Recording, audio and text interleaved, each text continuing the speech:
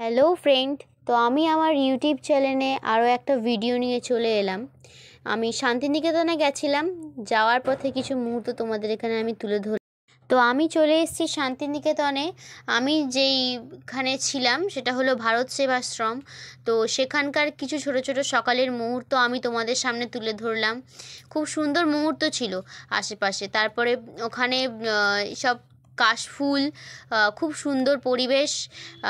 আমরা ঠিক 7:30 থেকে 8টার মধ্যে বেরিয়েছিলাম, তো খুব সুন্দর লাগলো জায়গা। তো এই হলো ভারত সেবাশ্রমের সেই মুহূর্ত এবং ছবি তোমাদের সামনে আমি ধরলাম তুলে।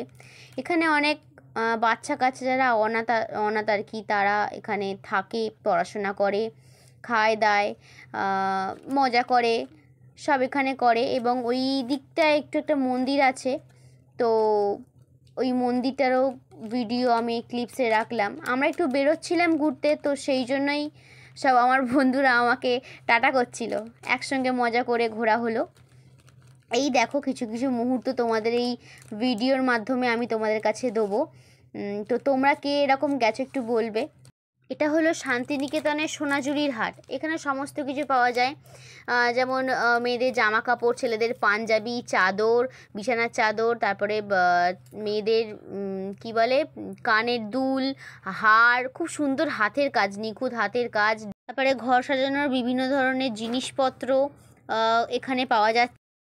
এটা হলো শান্তিনিকেতনের সৃজনী। খুব সুন্দর জায়গাটা, বিভিন্ন ধরনের সব জিনিসপত্র এখানে আছে, ব্যাপক।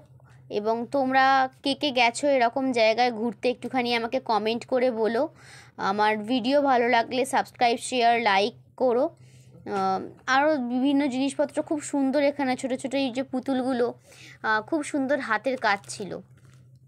তো তোমরা এই ভিডিওতে আমাকে দেখতে নাও পারো, কারণ ভিডিও যেহেতু করে দেওয়ার কেউ ছিল না, তাই আমি নিজেই এই ভিডিওটা করেছি। দেখো কীরকম লাগলো তোমাদের এই ভিডিওটা।